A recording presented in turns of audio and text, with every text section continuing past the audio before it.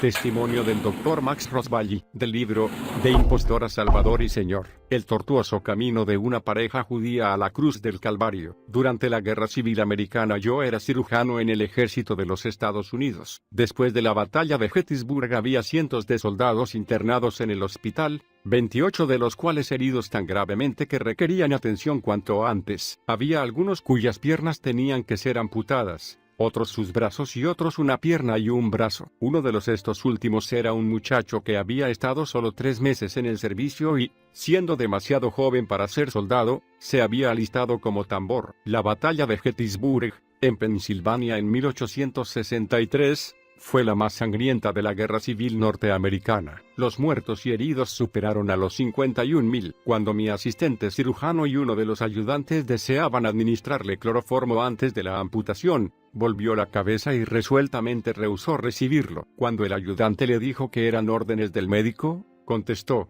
«Haga venir al médico». Entonces, llegando yo al lado de su cama, le dije: «Joven, ¿por qué rehusas el cloroformo? Cuando te encontré en el campo de batalla, estabas tan extenuado que pensé que no valía la pena recogerte, pero cuando abriste esos ojos azules, pensé también que tendrías una madre en alguna parte que debía en aquel momento estar pensando en su hijo. No quise que murieras en el campo, por lo cual mandé que fueras traído aquí, pero has perdido tanta sangre que estás demasiado débil para resistir una operación sin cloroformo. Harías mejor en permitirme dártelo». Él colocó la mano sobre la mía y mirándome de frente dijo: «Señor doctor, un domingo en la escuela dominical, cuando tenía 9 años y medio, acepté al Señor Jesús como mi Salvador. Aprendí entonces a confiar en Él, y lo he hecho desde ese entonces. Sé que puedo confiar en Él ahora. Es mi fortaleza y mi apoyo, y me sostendrá mientras usted me ampute el brazo y la pierna». Le pregunté si me permitiría darle un poco de coñac. Otra vez me miró fijamente,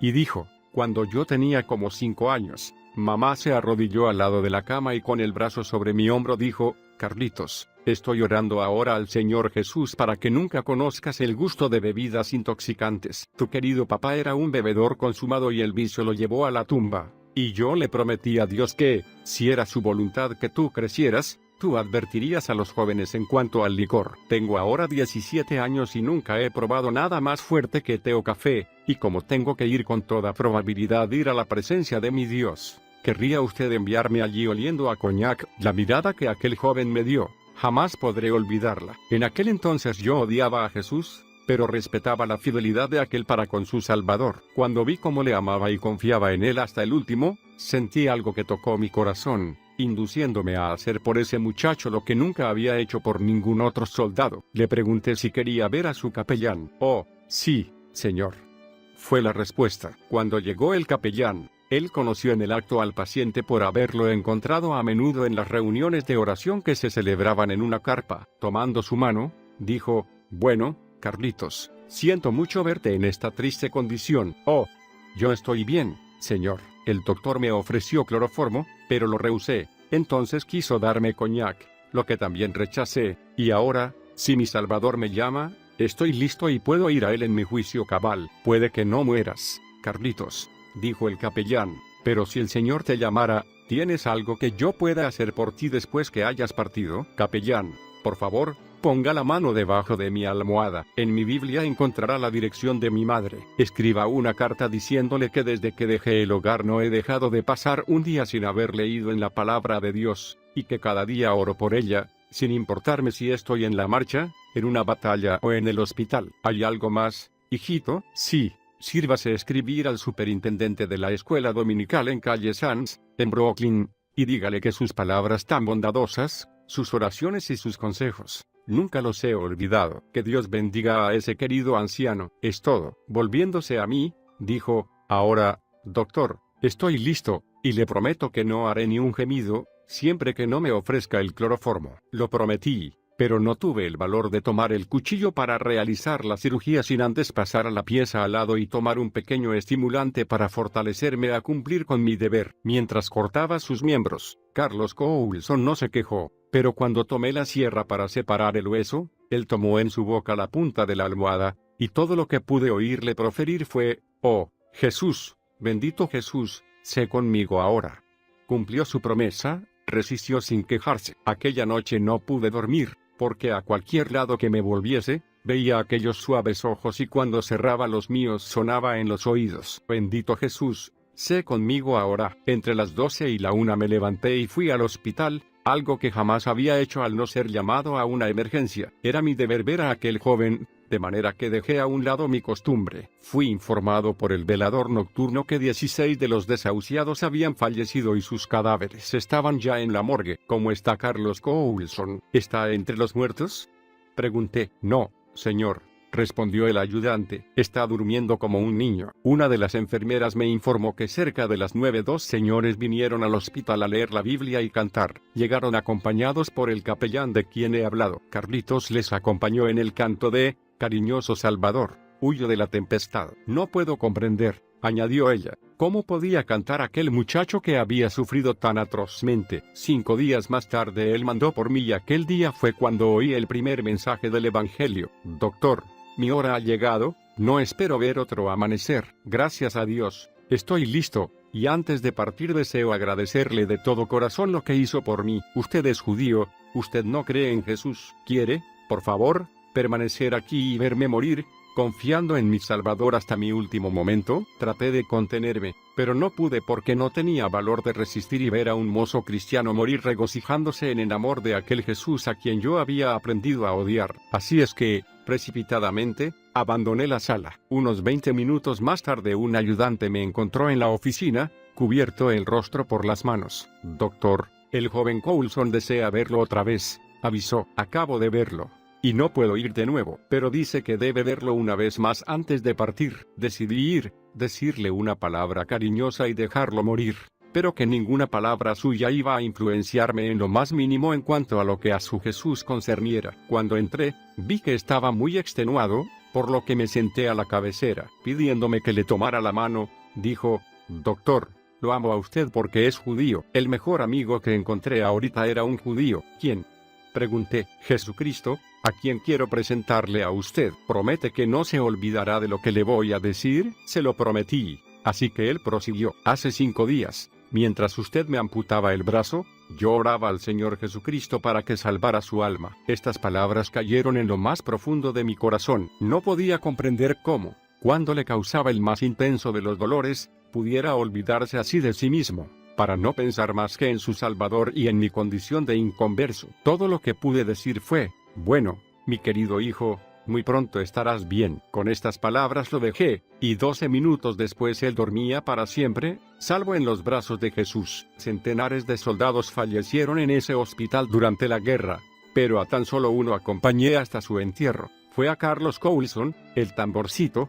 y fui a caballo 3 millas para verlo sepultar. Lo hice vestir uniforme nuevo y lo coloqué en un ataúd de oficial. Las últimas palabras de aquel joven me impresionaron en lo más profundo. Yo estaba bien acomodado en aquel tiempo en lo que al dinero se refiere, pero habría dado hasta el último penique si hubiera sentido hacia Cristo algo de lo que Carlos sentía. Pero ese sentimiento no se puede adquirir con dinero. Por varios meses no podía librarme de las palabras suyas. Resonaban en mis oídos, pero estando en la compañía de oficiales mundanos, poco a poco yo iba olvidando el sermón que Carlitos me predicó en la hora de su partida. Con todo, no podía olvidar su admirable paciencia bajo agudos sufrimientos y su fe sencilla en aquel Jesús, cuyo nombre para mí en aquel tiempo era un refrán y un oprobio. Por 10 largos años batallé contra Cristo con todo el odio de un judío ortodoxo, hasta que Dios en su misericordia me hizo entrar en contacto con un barbero cristiano, de quien se sirvió para que fuese un segundo instrumento en mi conversión a Dios. Finalizada la guerra entre los estados, fui nombrado como inspector de hospitales y a cargo del hospital militar en Galveston, Texas. Regresando un día a Washington de mi gira de inspección, me detuve a descansar unas pocas horas en Nueva York. Bajé al salón de peluquería, un servicio anexo a los hoteles de cierto rango en aquel país,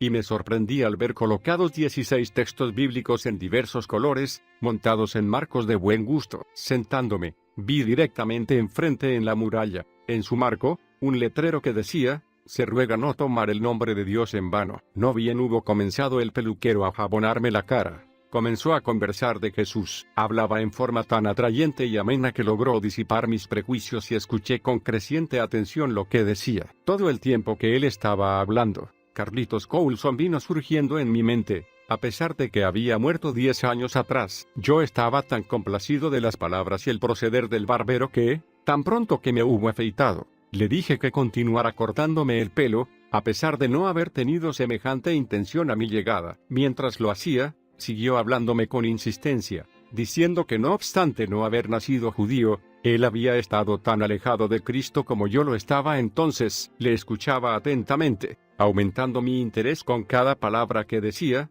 a tal extremo que cuando terminó de cortarme el pelo, le dije: «Barbero, ¿podría ahora darme un champú?». En efecto, le permití hacerme cuanto se podía, dentro de su profesión, para un caballero en una visita. Como todo tiene su fin, y siendo mi tiempo escaso, me preparé para irme. Cancelé la cuenta. Agradecí al peluquero sus exhortaciones y le dije: «Debo tomar el próximo tren». Él, sin embargo, no estaba satisfecho todavía. Era un crudísimo día de febrero, y la escarcha en el pavimento hacía un tanto peligroso andar por las calles. Había solamente 2 minutos de caminata desde el hotel hasta la estación, y el amable peluquero ofreció en el acto hacer el trayecto conmigo. Acepté gustosamente su oferta y pronto llegamos a la calle, tomándome él del brazo. Cuando llegamos a la estación, me dijo: «Amigo, quizás usted no comprenda por qué he escogido, para nuestra conversación, un tema tan querido para mí. Cuando entró en mi salón, vi por su cara que usted era judío». Él continuaba hablándome de su querido Salvador y dijo que lo consideraba un deber, siempre que estaba en contacto con un judío, tratar de presentarle a uno, a quien él reconocía como su mejor amigo, tanto para esta vida como para la venidera. Al mirarle por segunda vez el rostro, vi que las lágrimas se deslizaban por sus mejillas, y evidentemente él estaba profundamente emocionado. No podía yo entender cómo este hombre, completamente desconocido para mí, podía tomarse semejante interés por mi bienestar y derramar lágrimas de emoción mientras me hablaba. Le extendí la mano para despedirme. Dijo él: «Señor, si es para usted una satisfacción saberlo, si quiere darme su tarjeta o su nombre, le prometo por el honor de un cristiano que durante los próximos 3 meses no me acostaré de noche sin haber mencionado su nombre en oración. Y ahora, quiera mi Salvador seguirlo, inquietarlo y no darle paz, mientras no encuentre en él lo que yo he encontrado, un precioso Salvador y el Mesías que usted está buscando». Le agradecí su atención y consideraciones, y después de entregarle mi tarjeta, dije, temo que con tono burlesco: «No hay mucho riesgo de que yo jamás me haga cristiano». Él entonces me pasó su tarjeta, diciéndome al mismo tiempo: «Querrá hacerme el favor de mandarme una notita, haciéndome saber si Dios contestara mis oraciones a su favor». «Con el mayor gusto», respondí, sonriéndome con incredulidad, no imaginándome nunca que, dentro de las próximas 48 horas, Dios en su misericordia contestaría las súplicas de aquel peluquero. Estreché cordialmente su mano, y le dije adiós. A pesar de mi indiferente apariencia exterior, sentí que me había hecho una profunda impresión aquel ofrecimiento, como lo demostrarían los acontecimientos. Como la temperatura era altamente fría, los pasajeros en este tren no eran numerosos, el coche donde entré no tenía más de la mitad de los asientos ocupados. Inconscientemente, en menos de 10 o 15 minutos yo me había sentado en cada uno de los asientos desocupados del coche. Los pasajeros comenzaron a observarme con sospechas cuando me vieron cambiar de asiento tan frecuentemente en tan corto tiempo, sin ninguna causa aparente. Por mi parte,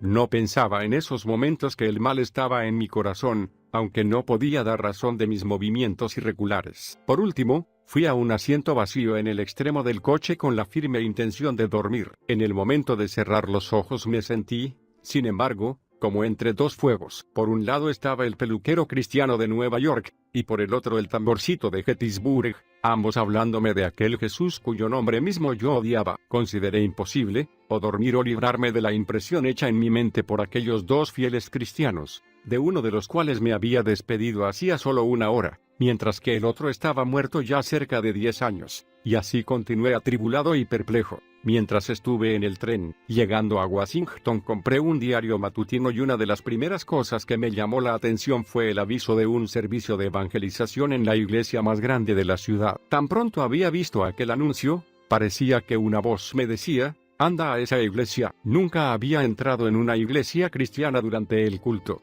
y en cualquier otro tiempo habría rechazado semejante pensamiento como de Satanás. Era la intención de mi padre, cuando yo era niño, que llegara a ser rabí, y así le prometí que nunca entraría en un lugar donde Jesús el impostor fuera venerado como Dios, y que nunca pretendería leer un libro que mencionase ese nombre. Hasta el momento había cumplido fielmente. En relación con las reuniones evangelísticas mencionadas, había sido anunciado que habría un conjunto de coros de las diferentes iglesias de la ciudad, que cantarían en cada uno de los servicios, siendo yo un ferviente admirador de la música. Esto atrajo mi atención, y lo hice mi excusa para pretender visitar la iglesia durante el servicio esa noche. Cuando entré al edificio, que estaba lleno de creyentes, uno de los porteros, atraído por las doradas charreteras, porque no habría cambiado mi uniforme, me condujo a un asiento delantero frente al predicador, quien era un evangelista muy conocido en Inglaterra y en América. Estuve encantado con los himnos,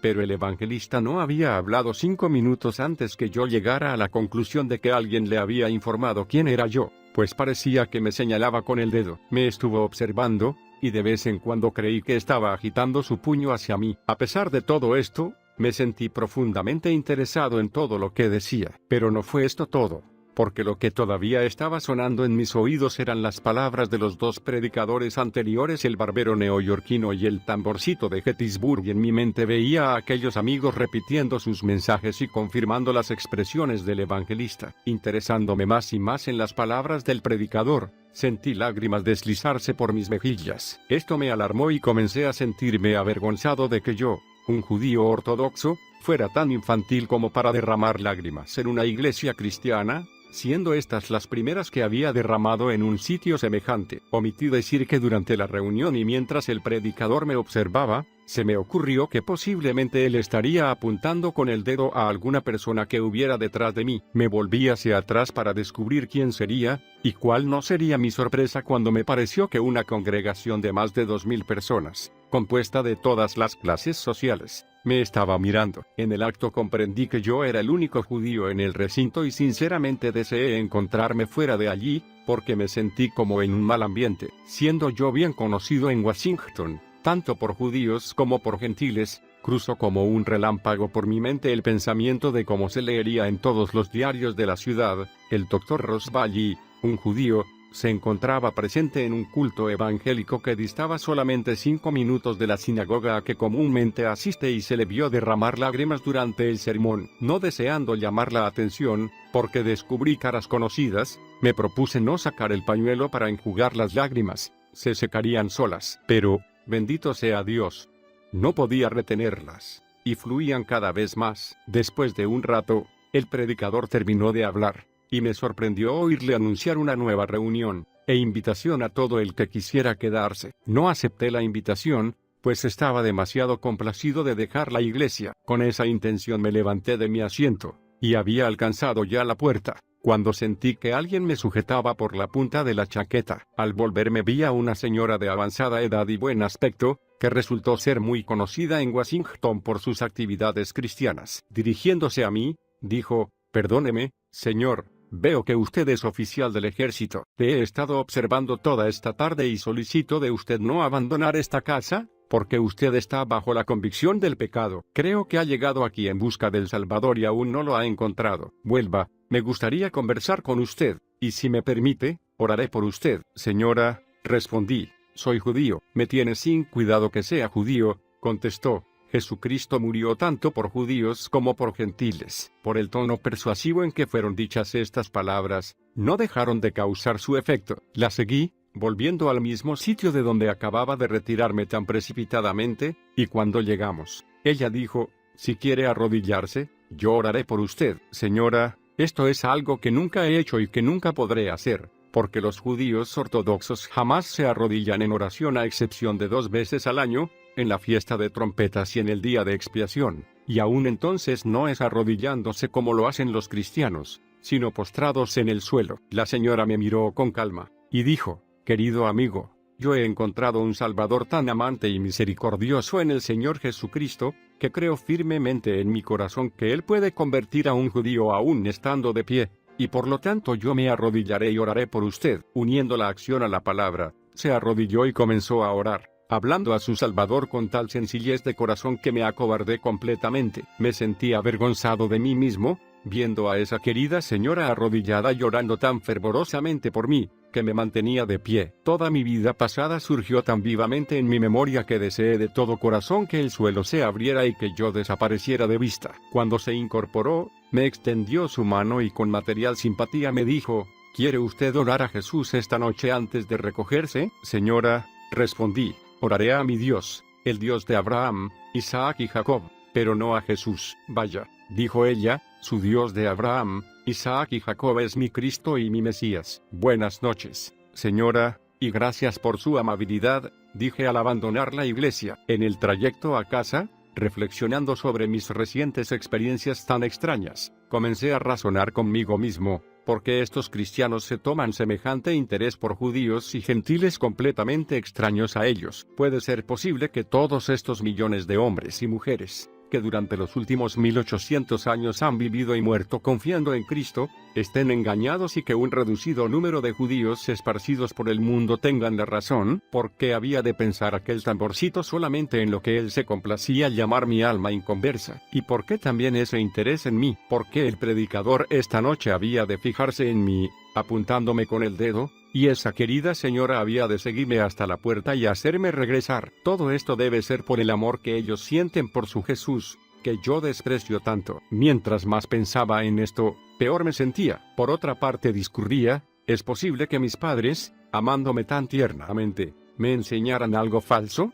En mi niñez me enseñaron a odiar a Jesús, y que había un solo Dios, y que ese Dios no tenía hijo. Ahora sentí nacer el deseo en mi corazón de conocer a aquel Jesús a quien los cristianos tanto amaban y veneraban. Comencé a andar más rápido, enteramente decidido que si había realidad en la religión de Jesucristo, yo sabría algo de eso antes de dormir. Cuando llegué a casa, mi esposa, que era judía ortodoxa muy estricta, creyó verme algo inquieto y preguntó dónde yo había estado. No me atreví a decirle la verdad, y no le diría una mentira. Así que dije: te ruego no hacerme ninguna pregunta. Tengo un asunto importante que atender. Deseo estar solo en mi estudio privado. Me dirigí allí en el acto, cerré la puerta con llave y comencé a orar de pie, mirando hacia el oriente, como siempre había hecho. Mientras más oraba, peor me sentía. Era incapaz de explicar el sentimiento que experimentaba. Estaba en gran incertidumbre en cuanto al significado de muchas profecías del Antiguo Testamento que me interesaban profundamente. Mis oraciones no me dejaron satisfecho, y entonces se me ocurrió que si me arrodillase, tal vez sería engañado doblando la rodilla de ese modo a aquel Jesús a quien se me habían enseñado era un impostor. Aunque la noche era terriblemente fría y no había calefacción en mi estudio, creyeron que no lo ocuparía esa noche. Sin embargo, nunca transpiré tanto en mi vida como aquella noche. Mis filacterias estaban colgadas allí en la pared y las observé. Nunca, desde que cumplí los 13 años, había dejado un día de usarlas, excepto los sábados y las fiestas judías. Las amaba tiernamente. Las filacterias, véase Mateo 23. 5 son trozos o cintas de pergamino en las que están escritos pasajes de la ley de Moisés. Los fariseos las llevaban en la frente o en el antebrazo izquierdo, suponiendo que así cumplían con el precepto en Deuteronomio 6, 8, y Deuteronomio 11, 18. Se llegó a usarlas como una especie de amuleto. Las tomé en mis manos y mientras las miraba, Génesis 49.10 cruzó mi mente: no será quitado el cetro de Judá, ni el legislador de entre sus pies, hasta que venga Silo, y a él se congregarán los pueblos. También otros dos pasajes que yo había meditado a menudo, se presentaron vívidamente a mi memoria. El primero fue Miqueas 5, 2, tú, Belén Efrata, pequeña para estar entre las familias de Judá, de ti me saldrá el que será Señor en Israel, y sus salidas son desde el principio, desde los días de la eternidad. Y el otro, Isaías 7, 14, he aquí que la Virgen concebirá, y dará a luz un hijo, y llamará su nombre Emmanuel. Estas tres porciones bíblicas estaban impresas en mi mente de tal manera que grité: oh,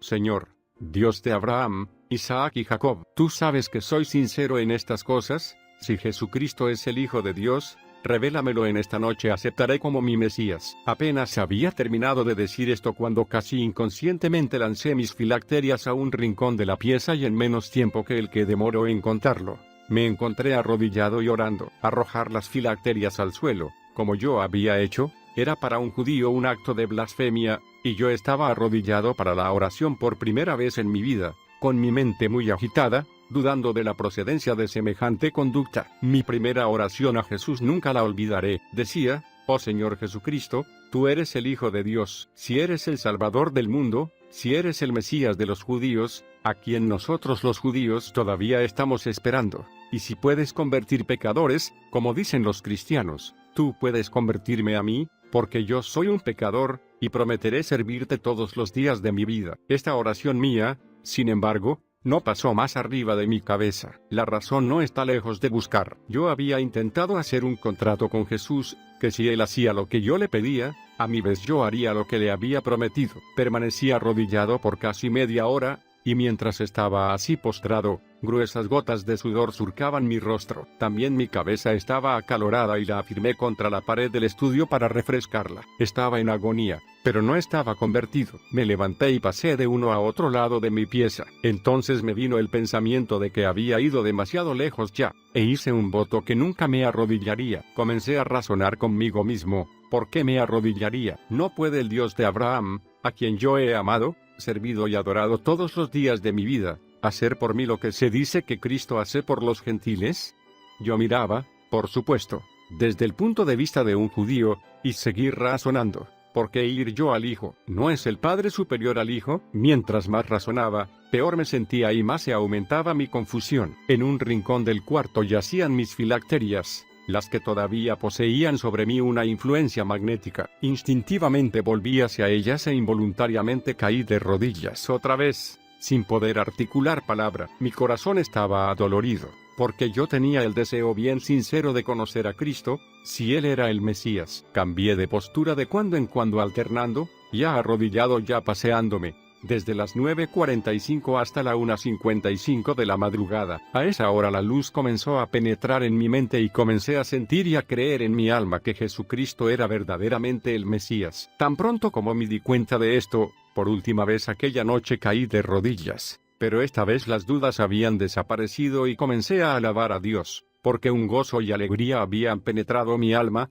tal como jamás lo había experimentado antes. Yo había encontrado al verdadero Silo, al gobernador de Israel, a Emanuel, Dios con nosotros. Había creído el anuncio de Isaías concerniente al verdadero Mesías, Jesús, quien era despreciado y rechazado por los hombres, varón de dolores y experimentado en quebranto, quien fue herido por nuestras transgresiones, molido por nuestros pecados. El castigo de nuestra paz fue sobre él, y por su llaga fuimos nosotros curados. Isaías 53.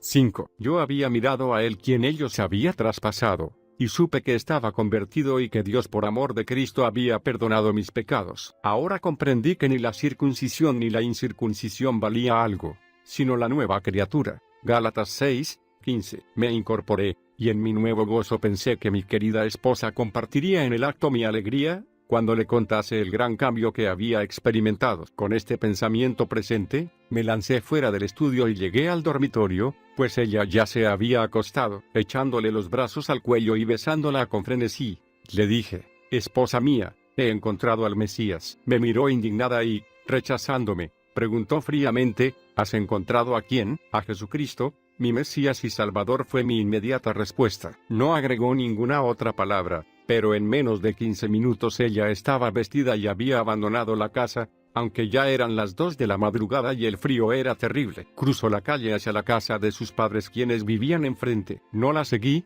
pero caí de rodillas, implorando a mi recién descubierto Salvador que a mi esposa también le abriera los ojos, como a mí, y después me fui a dormir. A la mañana siguiente, mi pobre esposa fue notificada por sus padres que si alguna vez volviera a llamarme esposo, sería desheredada, excomulgada y maldecida. Al mismo tiempo mandaron a buscar a mis chicos de parte de los abuelos, comunicándoles que nunca más deberían llamarme padre, que yo, venerando a Jesús el impostor, era tan malo como él. Oh, cuán inveterado el odio del corazón humano por el Evangelio de Dios. Bien pudo el convertido hebreo de los hebreos, que escribió la epístola a los romanos, declarar que tanto judíos como gentiles estaban bajo el pecado, como está escrito: no hay justo, ni aun uno, por cuanto todos pecaron y están destituidos de la gloria de Dios. Romanos 3, versos 9, 10 y 23. 5 días después de mi conversión, recibí órdenes del jefe del cuerpo médico en Washington, de partir al occidente en negocios del gobierno. Traté por todos los medios a mi alcance de comunicarme personalmente con mi esposa, pero ella no quería ni verme ni escribirme. No obstante, me envió un recado por intermedio de un vecino, en el sentido que mientras yo llamara a Jesucristo mi Salvador no podría llamarla mi esposa, porque no viviría conmigo. No esperaba recibir semejante recado de ella, porque la amaba, como a mis hijos, tiernamente, y fue por esta razón que dejé mi hogar aquella mañana con el corazón entristecido, para emprender aquel viaje de 1300 millas al lugar de mi servicio, sin haber podido ver ni a mi esposa ni a mis hijos. Durante 54 días mi esposa no quiso contestar ninguna de mis cartas, aunque le escribía diariamente, y con cada carta enviada yo oraba al Señor que doblegara su corazón y para que leyera por lo menos una. Confiaba si ella leía solamente una de mis cartas, porque Cristo era el predicado, y el gozo que experimentaba en mi alma estaba demostrado en cada una de ellas. Consideraría de nuevo lo que había dicho y hecho antes de abandonar el hogar. Nunca en mi experiencia se cumplieron mejor las palabras de Cowper. Dios mueve en forma misteriosa sus maravillas a efectuar. Él monta sobre las tempestades, y planta sus huellas en el mar. Fue por la desobediencia de mi hija que mi esposa llegó a convertirse. Mi hija era la menor de nuestros 2 niños. Corrientemente era considerada como la regalona del papá. Después de mi conversión a Cristo, la mantenía en continua agitación un sentimiento de respeto a su madre por un lado y de amor a su padre por el otro. En la 53ª noche ella soñó que veía morir a su padre. El temor se apoderó de ella y resolvió que, pasara lo que pasara, no destruiría la próxima carta escrita por su padre. A la mañana siguiente esperó al cartero en la puerta. Al recibir su correspondencia tomó la carta de su padre y rápidamente la metió en su pecho. Subió a su habitación, echó llave y abrió la carta. Comenzó a leerla, y por 3 veces la leyó antes de dejarla. Esta carta la dejó tan triste que cuando bajó para ir al lado de su madre, vio esta que había estado llorando, y le preguntó sobre la causa de su pena. «Mamá, si te lo digo, te ofenderás. Pero si me prometes no afligirte, te lo contaré todo». «¿De qué se trata, mi hijita?», preguntó su madre, sacando mi carta del interior de su traje. Contó a su madre su sueño de la noche anterior y agregó: «He abierto la carta de mi papá esta mañana, y no puedo ni quiero creer lo que dicen mis abuelitos o cualquiera otra persona, respecto a que mi papá sea un hombre malo, porque un hombre malo no podría escribir una carta como esta a su esposa e hijos. Yo te suplico que leas esto, mamá», añadió mientras le extendía la carta. Mi esposa tomó la carta llevándola hasta la pieza al lado, guardándola en su escritorio bajo llave. Aquella tarde fue ella quien comenzó a leerla. Cuanto más leía, peor se sentía. Más tarde me contó que la había leído por 5ª vez antes de dejarla. Después de la 5ª vez de leída, la señora la volvió a guardar en su escritorio y regresó a la habitación que poco antes había dejado. Sus ojos estaban llenos de lágrimas y ahora le tocó el turno a la hija preguntarle: «Mamá, ¿por qué lloras, hija?». «Mi corazón sufre, quiero reposar en el diván». Así lo hizo. La doméstica preparó una taza de té, suponiendo que sería suficiente para aliviar el dolor del que ella se quejaba. Hay muchos casos, sin duda, en que una taza de té puede resultar beneficiosa, pero no trajo para mi pobre esposa ningún alivio. Minutos más tarde la madre de ella atravesaba la calle hacia nuestra casa. Creyendo que mi señora estaba muy enferma, le aplicó diferentes remedios caseros, como hacen las madres. Tampoco estos le reportaron ningún alivio, y a las 7:30 mi suegra llamó al médico, viniendo este en el acto y recetando algo, pero su medicina resultó igualmente ineficaz para aliviar el estado de mi esposa. Mi suegra estuvo en casa aquella noche hasta más o menos las 11:15. Posteriormente oí decir a mi señora que el deseo de su corazón era que su madre se retirara cuanto antes de su lado, porque había resuelto irrevocablemente caer de rodillas, así como yo antes lo había hecho, tan pronto su madre se hubiese alejado, casi simultáneamente con su salida, pues, ella, echando llave a la puerta, se arrodilló junto a su cama, y en menos de 2 minutos Cristo, el gran médico, la encontró, la sanó y la salvó, tal como en el caso de su esposo. Llegado el momento en que renunciase todo esfuerzo humano, terrena sabiduría y vanas tradiciones, rindiéndose en cuerpo, alma y espíritu a Dios, encontró al Espíritu Santo dispuesto a abrir sus ojos cegados para convertirla de las tinieblas a la luz, y de la potestad de Satanás a Dios. Hechos 26:18. En el momento en que ella miró al Cordero de Dios, que quita el pecado del mundo, pudo decir con Felipe de antaño: «Hemos hallado a aquel de quien escribió Moisés en la ley, así como en los profetas, a Jesús, el hijo de José, de Nazaret, el hijo de José, y agregar con Natanael: Rabí, tú eres el Hijo de Dios, tú eres el Rey de Israel. Juan 1, versos 29, 45 y 49. A la mañana siguiente recibí un telegrama del tenor siguiente: querido esposo, vuelve a casa cuanto antes. Creí que estabas en el error y yo en la verdad, pero he descubierto que tú estabas en la verdad y yo en el error. Tu Cristo es mi Mesías, tu Jesús mi Salvador. Anoche, a las 11:20 p.m., arrodillada yo por primera vez en mi vida, el Señor Jesús salvó mi alma. Después de leer el telegrama sentí, por el momento, como si no me importara nada el gobierno que yo servía. Dejé mi trabajo sin terminar, tomé el primer tren expreso, y partí para Washington, siendo mi casa en esa época bien conocida allí, especialmente entre los judíos, porque yo había cantado con frecuencia en la sinagoga. No deseaba causar sensación, así es que telegrafié a mi esposa al efecto que no me esperara en la estación porque tomaría un coche a mi arribo a la ciudad y llegaría tranquilamente a casa. Cuando llegué a mi casa, la encontré con la puerta abierta, aguardando mi llegada. Su cara resplandecía de gozo. Corrió a encontrarme apenas me bajé del coche, y me arrojó los brazos alrededor del cuello,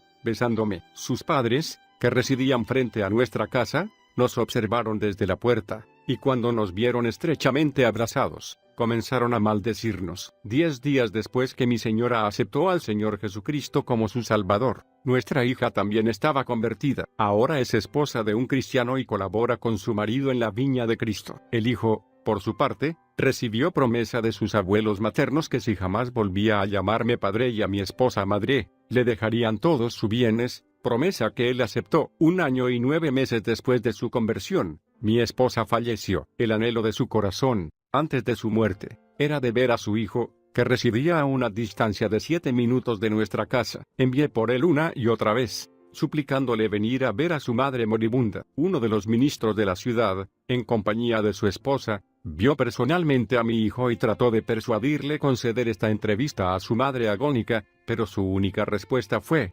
maldita sea, déjela morir. Ella no es mi madre. En la mañana del jueves, día del fallecimiento, mi esposa me pidió que enviara en busca de algunos miembros de la congregación a la que ella pertenecía, a fin de que la acompañaran en su última hora. A las 10:30 pidió a la esposa del pastor, que era muy querida amiga de ella, que tomara su mano izquierda y dejara que todas las señoras se tomaran de las manos sucesivamente con ella. Situándome al otro lado de la cama, tomé su mano derecha y los caballeros uniéndonos por las manos formamos, a pedido de mi señora, un círculo de más o menos 38 personas. Entonces cantamos suavemente: cariñoso Salvador, huyo de la tempestad, a tu seno protector, fiándome de tu bondad, cúbreme, Jesús Señor, de las olas del turbión, hasta el puerto, oh Redentor, guía tú mi embarcación, Cristo, Salvador, en ti solo puedo yo confiar, oh, protégeme a mí en el turbulento mar, hasta que la tempestad de la vida terrenal cese con tranquilidad en el puerto celestial. Ella,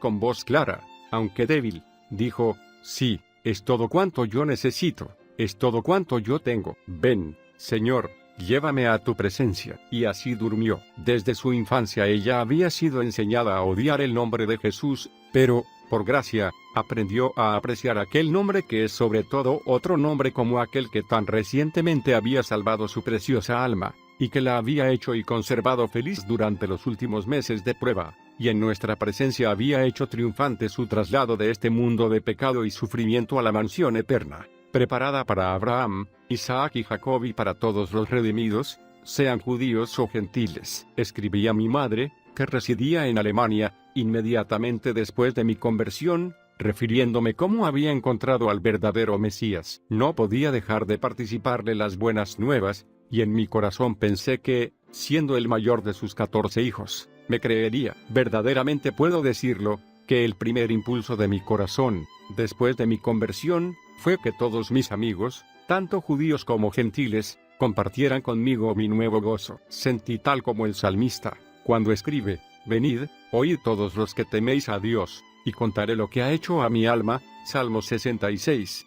16. Esta esperanza, en lo que se refería a mi madre, se transformó en un amargo desengaño para mí, porque me escribió solamente una carta. Si una maldición puede llamarse carta, después de un prolongado silencio que había despertado dentro de mí la sospecha que, si ella al fin escribiera, sería para enviarme su maldición que cada judío debe esperar de sus más cercanas relaciones cuando abraza el cristianismo. Esta sospecha se confirmó plenamente, después de un lapso de 5 meses y medio, tiempo durante el cual estaba en suspenso, porque antes de mi conversión mi madre me escribía una vez al mes. Una mañana, cuando el cartero trajo mi correspondencia, vi entre las cartas una que traía timbres de correos alemanes y la muy conocida escritura de mi querida madre. Tan pronto como la vi, le dije a mi esposa que se hallaba presente: hija, por fin ha llegado. De más está decir que yo abrí aquella carta primero. Ahí no había encabezamiento, ni fecha, ni mi querido hijo, como comenzaban todas sus cartas anteriores,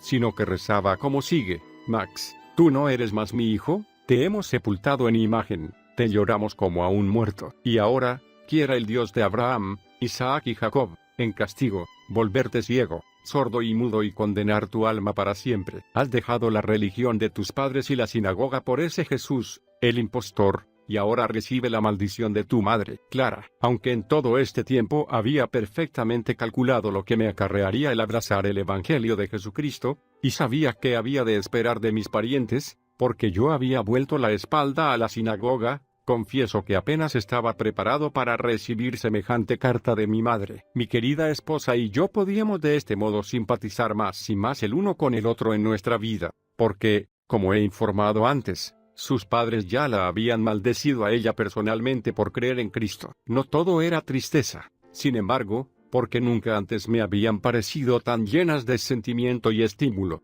tanto para mi esposa como para mí, aquellas palabras del salmista: aunque mi padre y mi madre me dejaran, con todo, Jehová me recogerá. Salmo 27. 10. Que nadie crea que es cosa fácil para un judío abandonar padre, madre y esposa por amor del reino de Dios, porque todas las consideraciones que puedan apelar a sus afectos y a su amor propio son empleadas para presionar a todo judío a quien se le sospeche de mirar favorablemente hacia el cristianismo. Sin embargo, la persecución solamente me hizo estimar más y más las palabras de mi nuevo maestro: de cierto os digo que en la regeneración, cuando el Hijo del Hombre se siente en el trono de su gloria, vosotros que me habéis seguido también os sentaréis sobre 12 tronos, para juzgar a las 12 tribus de Israel. Y cualquiera que haya dejado casas, o hermanos, o hermanas, o padre, o madre, o mujer, o hijos, o tierras, por mi nombre, recibirá 100 veces más, y heredará la vida eterna. Mateo 19. Versos 28 y 29. Contesté la carta de mi madre, unos pocos días más tarde, con las siguientes líneas: muy lejos del hogar, madre mía, diariamente yo por ti he de orar, porque me has maldecido, madre mía, porque aquel mensaje a mí enviar. Una vez convencido del pecado, clamé: oh, Jesús, libértame. Y ahora soy feliz, madre mía, pues por mí Cristo ha muerto. Esto sé, me enseñaste a odiarle, madre mía. Todavía tú le llamas impostor. Murió por mí en el Calvario, madre mía. Sí, murió por salvarme del dolor. Permíteme guiarte a conocerlo, mientras yo arrodillado he de orar. Oh, Jesús, acepta ahora a mi madre, oh, Señor, tú la puedes libertar. Convéncete, oh madre muy querida, y no te endurezcas más así. Jesucristo es del judío el Mesías. Él ha muerto en la cruz también por ti. ¿Puedes tú, oh madre, despreciar tal gracia? ¿Puedes tú el rostro así de él volver? A Jesús ven pues ahora, madre mía, que en sus brazos él te quiere recoger. Aunque jamás volvió a escribirme, supe que la última palabra pronunciada por ella en la hora de su muerte fue mi propio nombre, Max. ¿Y quién puede afirmar que, en sus últimos momentos, el remordimiento de su maldición, y el deseo ardiente de su alma insatisfecha con el judaísmo, no la hayan conducido a encontrar al Cordero de Dios y al verdadero Mesías en la persona de Jesús? Sé que ha de venir el Mesías, llamado el Cristo. Cuando Él venga nos declarará todas las cosas. Jesús le dijo: yo soy el que habla contigo. Todo lo que el Padre me da, vendrá a mí, y al que a mí viene, no le echo fuera. Juan 4. Versos 25 y 26. Y Juan 6. 37. Es con mucho gozo y gratitud de corazón que refiero ahora la conversión de mi querido hijo. Creo firmemente que el amado Salvador había atribulado su corazón por algún tiempo antes de nuestro encuentro en junio de 1887, en Alemania. Por primera vez en 14 años me llamó padre, lloró amargamente cuando nos encontramos, y me pareció que el deseo de su alma era de volver a ver a su hermana. Mi corazón palpitó de alegría al comprobar esto, porque sabía que con su hermana, una cristiana devota residente en América, estaría en buenas manos. Después de haber viajado conmigo y algunos amigos durante varios días en Alemania, tiempo en el cual conversó libremente respecto a su mamá, lamentando haber rehusado verla antes de su muerte y manifestando el deseo de encontrarse con ella en el cielo, partió para América, donde encontró a su hermana en la tarde del lunes, 15 de agosto. Este encuentro puede ser más bien imaginado que descrito, si se considera que habían transcurrido 14 años sin verse el uno al otro. El viernes siguiente, mi hijo rogó a su hermana que le acompañase a la tumba de su madre. La hija me escribió esa misma noche diciéndome que el corazón de su hermano sufrió intensamente ante la tumba, y terminó su carta diciendo: «Querido papá, doy gracias a Dios que mi hermano está bajo profunda convicción de pecado, dándose cuenta cabal de cómo ha descuidado sus obligaciones para con sus padres y su hermana. Estoy orando por él, en unión de mi esposo y muchos amigos cristianos que desean su conversión». El viernes 29 de agosto volvió a visitar la tumba de su madre, pero esta vez solo, y estando allí, Dios en su misericordia y por amor de Cristo, perdonó sus pecados y redimió su alma. Volviendo a casa, contó a su hermana las buenas nuevas, y me escribió la misma noche. Sin que él lo supiese, mi hija también me escribió, y recibí ambas cartas en el mismo correo, siendo aquel un día verdaderamente feliz para mí. Así se me concedió alguna recompensa por los muchos años de tristeza que había soportado, haciéndome exclamar con nuestro salmista: «Por la noche durará el lloro, y a la mañana vendrá la alegría». Salmo 30. 5. Queda por relatar un episodio más en la historia de Carlitos Coulson. Alrededor de 18 meses después de mi conversión, asistí una noche a una reunión de oración en la ciudad de Brooklyn. En esta ocasión, varios cristianos dieron testimonio de lo que su Salvador había hecho por ellos, y después tuvo lugar un incidente muy notable. Se levantó una señora anciana, y comenzó a decir: «Queridos amigos, puede que esta sea la última vez que tenga yo el privilegio de testificar por Cristo. El médico me informó ayer que tengo el pulmón derecho casi enteramente perdido y el izquierdo muy comprometido, por lo que deduzco que me queda solamente un corto tiempo para estar con ustedes, pero lo que me resta de vida pertenece a Cristo. Oh, cuán grande es el gozo de saber que pronto voy a reunirme con mi hijo en la presencia de nuestro Salvador». Mi hijo no solo era un soldado de su patria, sino un soldado de Jesucristo. Fue herido en la batalla de Gettysburg y cayó en manos de un doctor judío que le amputó un brazo y una pierna, muriendo 5 días después de la operación. El capellán del regimiento me escribió una carta,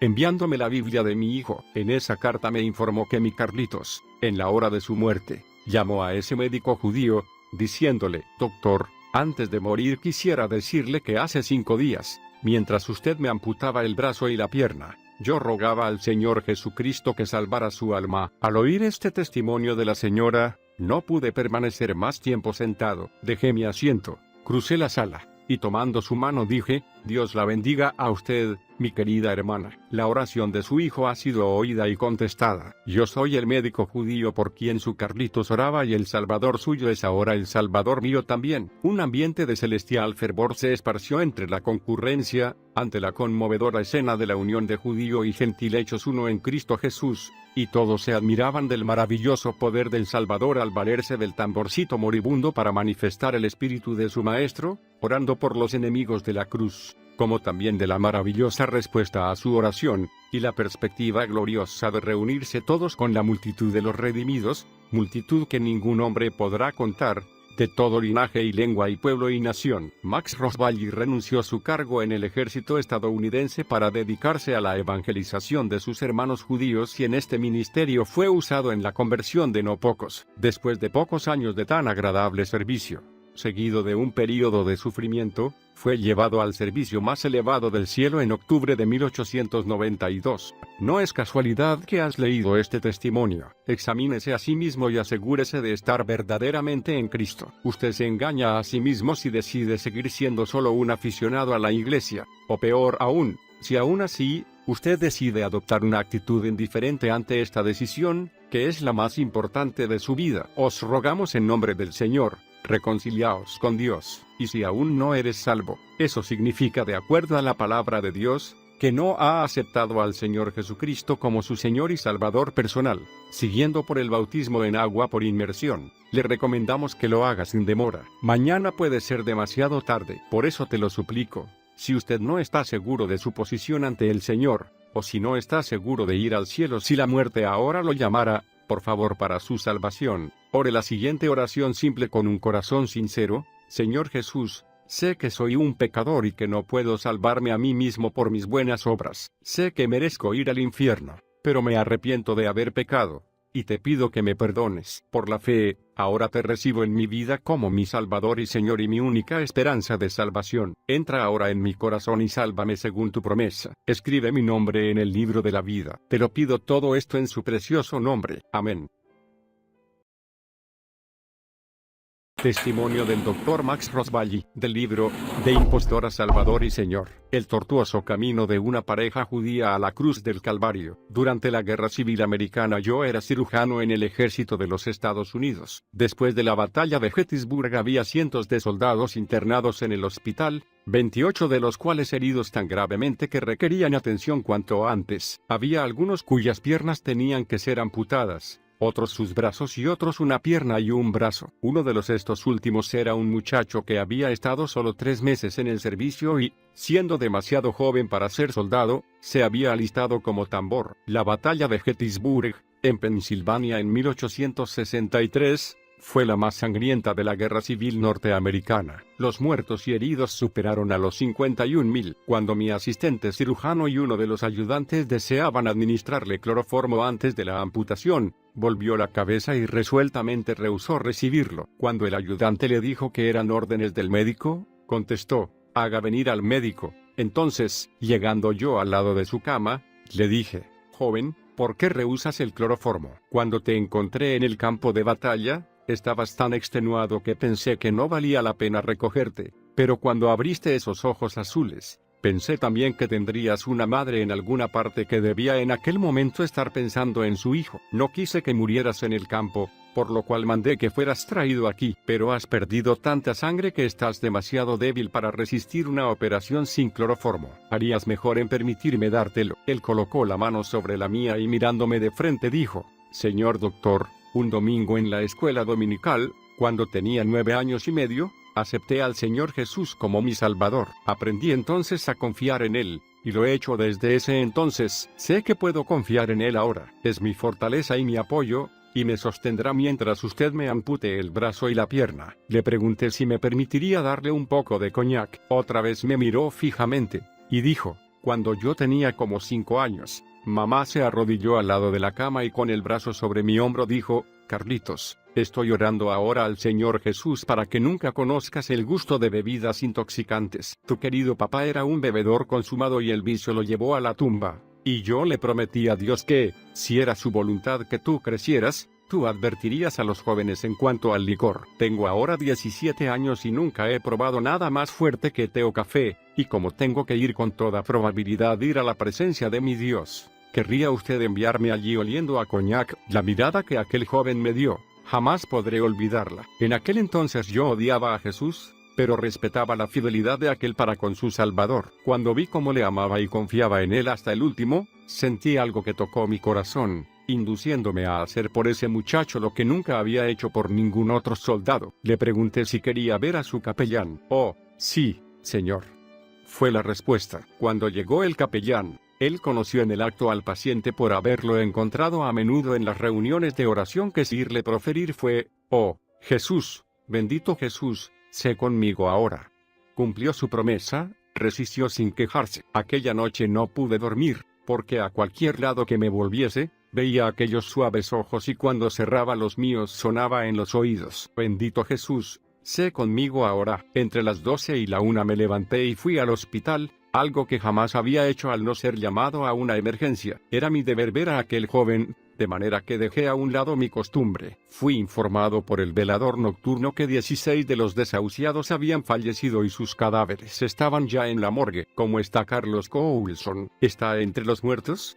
Pregunté. No, señor, respondió el ayudante. Está durmiendo como un niño. Una de las enfermeras me informó que cerca de las 9 dos señores vinieron al hospital a leer la Biblia y cantar. Llegaron acompañados por el capellán de quien he hablado. Carlitos les acompañó en el canto de Cariñoso Salvador, huyo de la tempestad. No puedo comprender, añadió ella, cómo podía cantar aquel muchacho que había sufrido tan atrozmente. 5 días más tarde él mandó por mí y aquel día fue cuando oí el primer mensaje del Evangelio. Doctor, mi hora ha llegado, no espero ver otro amanecer. Gracias a Dios, estoy listo, y antes de partir deseo agradecerle de todo corazón lo que hizo por mí. Usted es judío, usted no cree en Jesús. ¿Quiere, por favor, permanecer aquí y verme morir, confiando en mi Salvador hasta mi último momento? Traté de contenerme, pero no pude porque no tenía valor de resistir y ver a un que celebraban en una carpa. Tomando su mano, dijo, bueno, Carlitos, siento mucho verte en esta triste condición. Oh,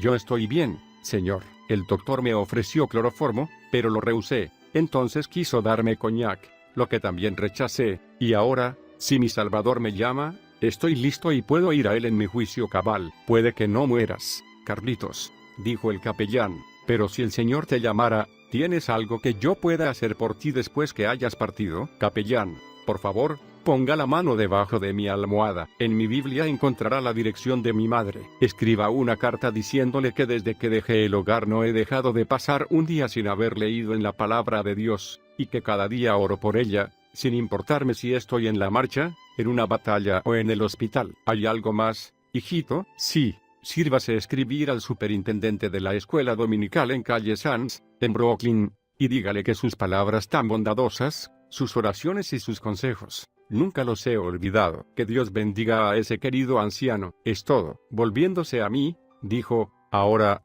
doctor, estoy listo, y le prometo que no haré ni un gemido, siempre que no me ofrezca el cloroformo. Lo prometí, pero no tuve el valor de tomar el cuchillo para realizar la cirugía sin antes pasar a la pieza al lado y tomar un pequeño estimulante para fortalecerme a cumplir con mi deber. Mientras cortaba sus miembros, Carlos Coulson no se quejó, pero cuando tomé la sierra para separar el hueso, él tomó en su boca la punta de la almohada, y todo lo que pude oí mozo cristiano morir regocijándose en el amor de aquel Jesús a quien yo había aprendido a odiar. Así es que, precipitadamente, abandoné la sala. Unos 20 minutos más tarde un ayudante me encontró en la oficina, cubierto el rostro por las manos. Doctor, el joven Coulson desea verlo otra vez, avisó. Acabo de verlo, y no puedo ir de nuevo, pero dice que debe verlo una vez más antes de partir. Decidí ir, decirle una palabra cariñosa y dejarlo morir, pero que ninguna palabra suya iba a influenciarme en lo más mínimo en cuanto a lo que a su Jesús concerniera. Cuando entré, vi que estaba muy extenuado, por lo que me senté a la cabecera. Pidiéndome que le tomara la mano, dijo, doctor, lo amo a usted porque es judío. El mejor amigo que encontré ahorita era un judío. ¿Quién? Pregunté. Jesucristo, a quien quiero presentarle a usted. ¿Promete que no se olvidará de lo que le voy a decir? Se lo prometí. Así que él prosiguió. Hace 5 días, mientras usted me amputaba el brazo, yo oraba al Señor Jesucristo para que salvara su alma. Estas palabras cayeron en lo más profundo de mi corazón. No podía comprender cómo, cuando le causaba el más intenso de los dolores, pudiera olvidarse así de sí mismo, para no pensar más que en su Salvador y en mi condición de inconverso. Todo lo que pude decir fue, bueno, mi querido hijo, muy pronto estarás bien. Con estas palabras lo dejé, y 12 minutos después él dormía para siempre, salvo en los brazos de Jesús. Centenares de soldados fallecieron en ese hospital durante la guerra, pero a tan solo uno acompañé hasta su entierro.